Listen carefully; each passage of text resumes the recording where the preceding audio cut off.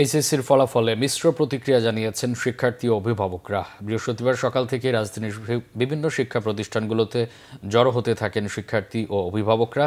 2 বছর অক্লান্ত পরিশ্রমের পর কাঙ্ক্ষিত ফলাফল পেয়ে আনন্দিত শিক্ষার্থীরা। তবে এবছর প্রশ্নপত্র পদ্ধতিতে পরিবর্তন আসায় শিক্ষার্থীদের রেজাল্ট তুলনামূলক খারাপ হয়েছে বলে মনে করেন অভিভাবকরা। প্রশ্নের ধরন ও খাতা দেখায় পরিবর্তনের কারণে জিপিএ 5 কমে এসেছে বলে মনে করেন শিক্ষকেরা। এবছর ভিকারুন্নেসা নূন স্কুল অ্যান্ড কলেজে মোট পরীক্ষার্থী ছিল 2514 জন, যার মধ্যে পাশ করেছেন 2434 জন আর জিপিএ 5 পেয়েছেন 986 জন।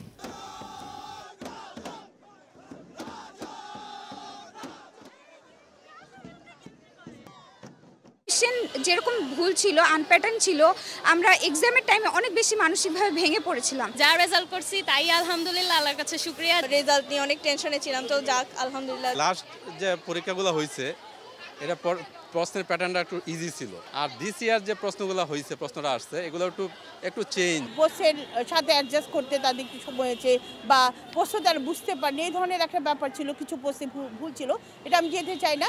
আসলে প্রকৃত মেধার মূল্যায়নই হয়েছে।